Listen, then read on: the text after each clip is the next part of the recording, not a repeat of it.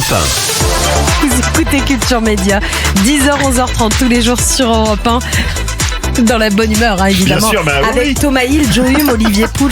Et vos invités ce matin, Thomas, Stilto et Grand Corps Malade pour leur titre en duo, Le Prochain Rêve, qui est déjà disponible. Mais c'était terrible parce qu'on était en train de faire le tour de la compile Le Meilleur du Top 50 et Stilto ne connaît pas toutes ces vieilles chansons dont on parlait. Cookie Dingler, ça vous dit rien, hein? Ne Fabuleux. la laisse pas tomber. Elle est si facile d'être une femme libérée. Tu sais, c'est pas si Ah, ça me facile. rassure. Je connais. Ouf. Ça va, ouf, bon, ça va. Qu'est-ce que je peux... Les démons de minuit, vous connaissez? Il m'entraîne, oui. Mais quand même, au bout de la nuit. Qui ça? Mais Stilto ne connaît pas All That She Wants de Ace of Base Non. et franchement je pense que c'est à découvrir. Ça vous dit rien, ça? Non, j'ai voulu faire genre. Je me suis dit peut-être ça va venir tout seul. Et alors, on va vous voir pour de la musique peut-être un peu plus jeune dans la prochaine saison de The Voice Kids. Mais alors, pas sur les fauteuils rouges, c'est ça? Non.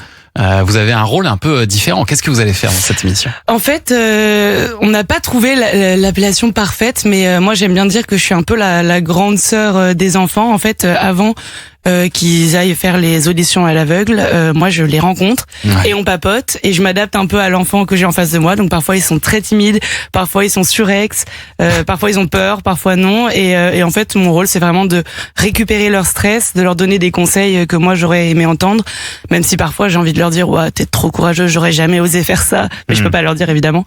Et ouais récupérer leur stress Les mettre en à fait. l'aise, Ouais, les mettre à l'aise. Génial, Et ça, ça y est, comme c'est rôle. tourné. C'est ça. trop bien. Vous l'avez enregistré Oui. et tout. Voilà. Et avec Nikos, ça s'est bien passé. Je l'adore.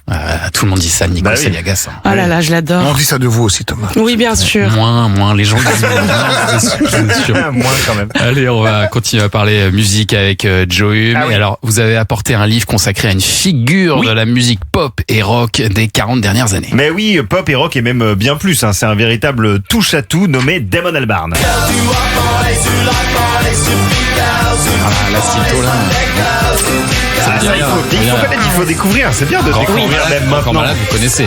Bah oui, bien sûr. Mais bien sûr, Damon Albarn, chanteur, musicien, producteur, qui depuis 1989 a repoussé les codes des genres musicaux et des étiquettes pour mieux explorer, s'inspirer et finalement créer une œuvre aujourd'hui essentielle. Et là, vous avez reconnu la musique de qui c'était ou pas? C'est Blur. Ça, c'est Blur. C'est Blur, oui. Bien Exactement. Blur, c'est le groupe par lequel tout a commencé. En fait, un fleuron de la Britpop des années 90, présenté à l'époque par la presse comme le grand rival d'Oasis. Oui. Blur, qui sous l'impulsion de Damon Albarn, s'est finalement émancipé justement de cette scène Britpop à coup d'albums qui ne cessaient de contourner les attentes de la presse.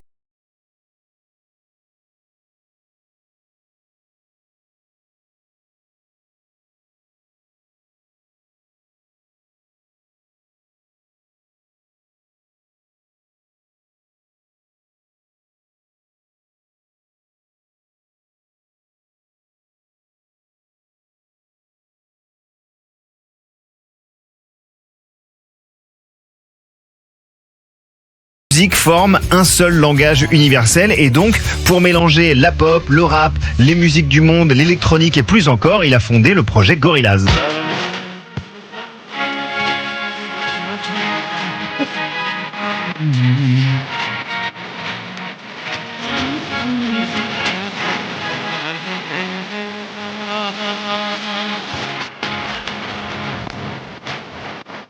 Gorillaz, c'est un groupe au départ semi-anonyme, où Damon Albarn se cachait derrière des personnages animés et laissait les invités prendre la lumière à sa place. Alors les invités, ça allait de Snoop Dogg à l'acteur Dennis Hopper, de Nene Cherry à Robert Smith des Cure, Lou Reed, Bobby Womack. Bon bref, une liste d'invités sympa.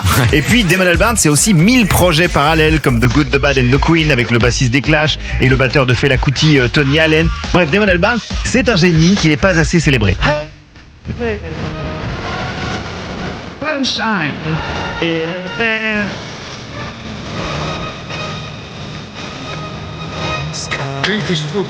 Clint Eastwood, exactement le titre de ce morceau de Gorillaz. Bien Et joué, alors, Olivier donc, Pouls. Ce livre que vous tenez Voilà. entre les mains. Mais oui, Damon Albarn, de Blur à Gorillaz, c'est un livre signé par le musicien et dessinateur de bande dessinée que connaît bien Sébastien Bordenave, Paul, qui revient sur absolument toute la carrière de l'artiste à travers chaque album de Blur, de Gorillaz, chaque live, du premier album en 91 au dernier Gorillaz qui est sorti cette année. Et tout ce qui s'est passé entre temps, c'est un voyage qui donne immédiatement envie de redécouvrir ou de découvrir tout le répertoire de Damon Albarn. Une découverte qui est enrichie par ce livre et tous les témoignages qu'on y trouve de ceux du principal intéressé, à toutes celles et ceux qui ont travaillé à ses côtés. Grand Corps Malade Stilto, alors j'ai qu'un seul exemplaire et vous êtes deux, donc je vais vous laisser décider, mais voilà, je vous l'offre. Ouais, je vais le prendre. Et j'aime cette spontanéité. Je m'attendais tellement à ce qu'il dit. Je vous laisse, évidemment. Bien sûr. C'est magnifique. Bravo. Merci, Joe. Allez, Avec pour plaisir. terminer, on a une petite minute pour aller faire un petit tour dans ma foire aux questions.